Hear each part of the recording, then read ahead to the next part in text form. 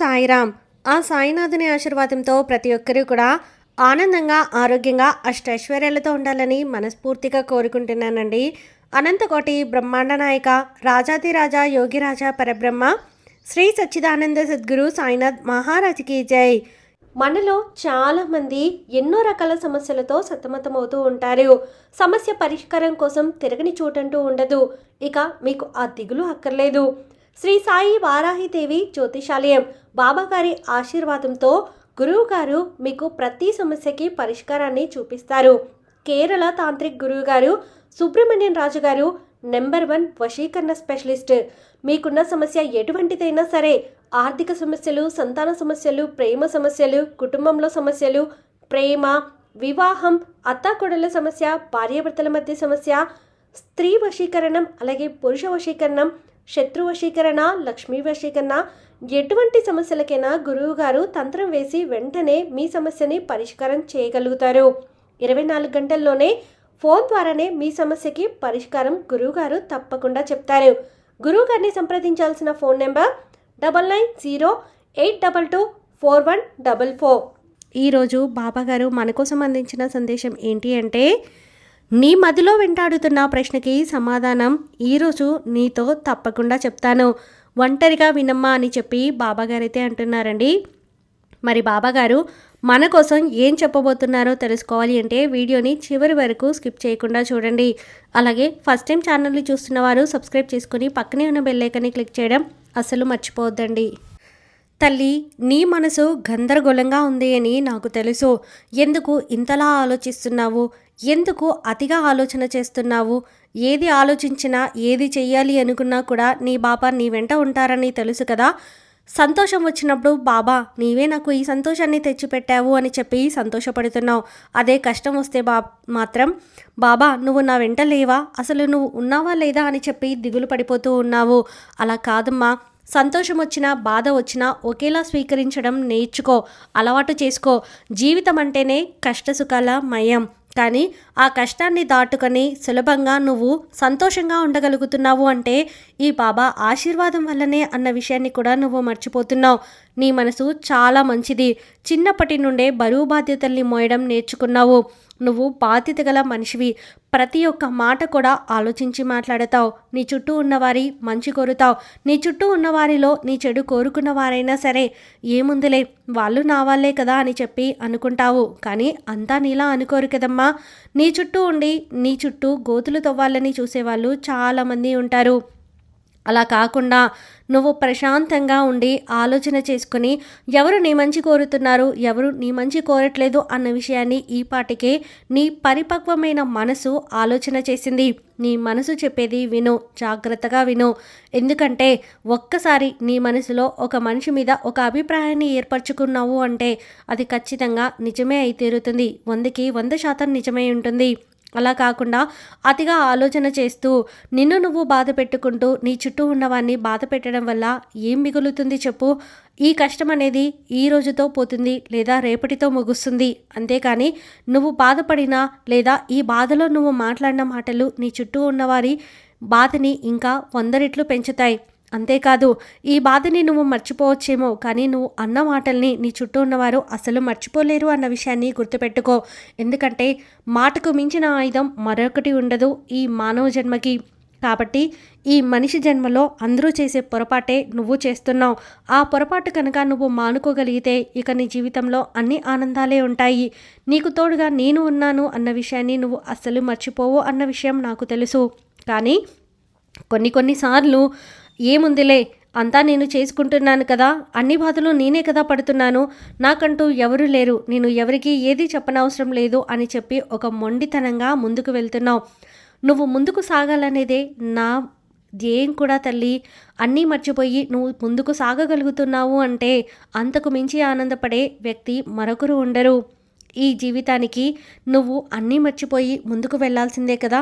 ఏది ఎక్కడికెక్కడ వదిలేసి ముందు ఇంకా ఆశతో ఇంకా బంగారుమయంగా నా భవిష్యత్తు ఉండబోతుంది, నేను ఇంకా మంచిగా ఉండబోతున్నాను, ఇంకా అనుకున్న పనులు అనుకున్నట్టుగా చేయగలుగుతాను అనేటటువంటి ధైర్యంతో నువ్వు ముందుకు వెళ్ళడమే కావాలి. అదే కదా ఈ బాబా కూడా కోరుకునేది. అందుకే కదా ఈ బాబా కూడా నీకు సహాయపడుతుంది. ఆ విషయాన్ని ఎలా మర్చిపోతానో చెప్పు. కానీ ఒక్క విషయాన్ని నువ్వు బాగా గుర్తుపెట్టుకో. ఏ పని చేయాలనుకున్నా, ఏ పని మొదలు పెట్టాలి అనుకున్నా, నీ చుట్టూ ఉన్న వారిలో నీ మంచి కోరే వారి గురించి చర్చించు. వారితో మాట్లాడు. ఎందుకంటే నువ్వు చేపట్టిన పనుల్లో నీకు వారి సహాయం అవసరమవుతుంది. అలాగే వారికి నీ సహాయం కూడా అవసరమవుతుంది. అలాంటప్పుడు ఒకరికొకరు సహాయం చేసుకోవడం వల్ల ఆ పని ఇంకా త్వరగా ముగుస్తుంది. నువ్వు అందులో విజయాన్ని సాధించగలుగుతావు. నీ మంచి కోరే వారి ముందు నీ అభిప్రాయాల్ని పెట్టు. నువ్వు ఏమనుకుంటున్నావో వారితో చెప్పు. వారి అభిప్రాయాల్ని సేకరించు. నీలో ఇంకా ఏదైనా నువ్వు అభివృద్ధి చేసుకోవాల్సి ఉంటే దాని గురించి ఆలోచన చెయ్యి. అంతేకాని నాకు మాత్రమే అన్ని విషయాలు తెలుసు, నేను సొంతంగా చేసుకోగలను, నేను ఎవరి మీద ఆధారపడాల్సిన అవసరం లేదు అని చెప్పి అనుకోవద్దు. ఎందుకంటే నీకు ఎన్ని విషయాలు తెలిసినా, నువ్వు ఎంత తెలివిగల దానివి అయినా సరే, కొన్నిసార్లు నీకు వారి సలహా అవసరమవుతుంది, వారి అండ నీకు అవసరమవుతుంది, వారి సహాయం నువ్వు పొందవలసి ఉంటుంది. దానివల్ల నువ్వేదో తక్కువ అయినట్టు కాదు. నీ విలువ ఎప్పటికీ తగ్గదమ్మా. నీకున్నటువంటి తెలివితేటలు ఎవరికి లేవన్న విషయాన్ని నేను కూడా ఒప్పుకుంటాను. ఎందుకంటే నువ్వు మెదడుతో ఒకసారి ఆలోచిస్తే మనసుతో 2 సార్లు ఆలోచించగలుగుతావు. అంత పరిపక్వత చెందావు నువ్వు. చిన్నప్పటి నుండి బాధ్యతల్ని మోయడం వల్ల, కుటుంబ బరువు బాధ్యతలన్నీ నీ భుజాలపై ఉండడం వల్ల నువ్వు ప్రతి ఒక్కటి కూడా అందరి విషయాల్లో ఆలోచన చేయడం మొదలుపెట్టావు. ప్రతి ఒక్కరి మనసుతో ఆలోచించడం మొదలుపెట్టావు. నీ మనసులో అనుకుంటున్న విషయమే కాకుండా వారి మనసులో ఈ పని జరిగితే లేదా ఇలా జరిగితే ఏం జరుగుతుంది అన్న విషయాన్ని నువ్వు ఆలోచించసాగావు. అదే నీ గెలుపుకి మొట్టమొదటి మెట్టు. కాబట్టి నువ్వు దేని గురించి కూడా ఆందోళన చెందాల్సిన అవసరం లేదు. ఇన్ని రోజులు ఇన్ని కష్టాలు, ఇన్ని బాధలు అనుభవించావు, సంతోషాలని కూడా అనుభవించావు. కానీ సంతోషాల కన్నా ఎక్కువగా బాధల్ని గుర్తుపెట్టుకుంటున్నావు. బాధల్ని ఎక్కడికక్కడ వదిలేస్తేనే నీ అడుగు ముందుకు పడుతుందన్న విషయాన్ని, ఈ చిన్న విషయాన్ని నువ్వు మర్చిపోయావు. ఎప్పుడూ కూడా బాధల్ని మోసుకుంటూ తిరుగుతూ ఉంటే నీ భుజాలపై బరువు ఇంకా పెరుగుతుంది తప్ప తగ్గదు. కానీ ఎక్కడికెక్కడ నీ బాధని వదిలిపెట్టి నువ్వు ముందుకు సాగినట్టయితే నువ్వు ఆనందాల్ని నువ్వు నీ చుట్టూ ఉన్న వారికి కూడా పంచగలుగుతావు.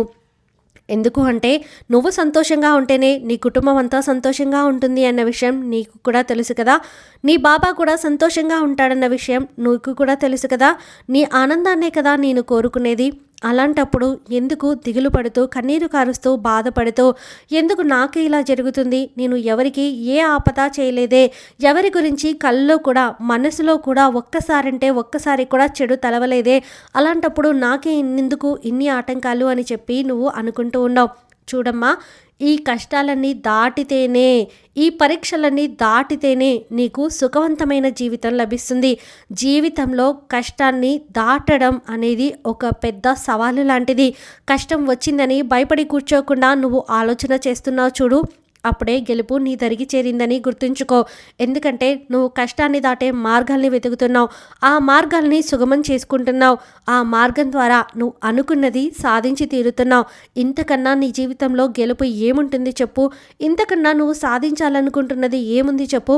నువ్వు సంతోషంగా ఉంటూ నీ చుట్టూ ఉన్నవాన్ని సంతోషంగా ఉంచాలని ప్రయత్నిస్తున్నావు. అంతకు మించి నీకు కావలసింది, చేయవలసింది అంటూ ఏముంది చెప్పు? ప్రతి ఒక్కరి బాధ్యత నాదే అని చెప్పి నువ్వు సంపాదించిన ప్రతి రూపాయి కూడా నీతిగా, నిజాయితీగా నువ్వు ఏదైతే సంపాదించావో ఆ ప్రతి రూపాయిని కూడా అనవసర ఖర్చులకి పెట్టకుండా నీతిగా, నిజాయితీగా ఎవరికి ఏది అవసరమో, ఎవరికి ఏది అక్కడికి వస్తుందో దాని గురించి ఖర్చు చేస్తున్నావు. అంతకు మించిన నిస్వార్థ ప్రేమ ఇంకెవరి దగ్గర దొరుకుతుంది చెప్పు? నీ దగ్గర తప్ప. అటువంటి నువ్వు ఈ సాయికి ప్రియబిడ్డవు. ఆ విషయాన్ని నువ్వు మర్చిపోలేదు కదా. నీ మదిలో మెదులుతున్న ప్రశ్నకి ఈ నా మాటలతో సమాధానం దొరికిందని అనుకుంటున్నాను. నువ్వు ఆలోచిస్తూ కూర్చున్న ప్రతి విషయానికి నేను సమాధానం నీకు చెప్పేశాను. బాగా ఆలోచిస్తే నీకే తెలుస్తుంది. అర్థం కలదా? మరొకసారి జాగ్రత్తగా వినమ్మా. ఒంటరిగా కూర్చొని వింటే నీకే అర్థమవుతుంది అని చెప్పి బాబాగారు అయితే అంటున్నారండి. ఈ వీడియో మీకు నచ్చితే ప్లీజ్ లైక్ చేయండి. మరికొంతమంది సాయి భక్తులకు వీడియోని షేర్ చేయండి. ఫస్ట్ టైం ఛానల్ని చూస్తున్న వారు సబ్స్క్రైబ్ చేసుకుని పక్కనున్న బెల్ ఐకాన్ని క్లిక్ చేయడం అసలు మర్చిపోద్దండి. ఆ సాయినాథుని ఆశీర్వాదంతో ప్రతి ఒక్కరు కూడా ఆనందంగా, ఆరోగ్యంగా, అష్టైశ్వర్యాలతో ఉండాలని మరొక్కసారి మనస్ఫూర్తిగా కోరుకుంటున్నానండి. సర్వేజన సుఖినో భవంతు. ఓం సాయిరామ్.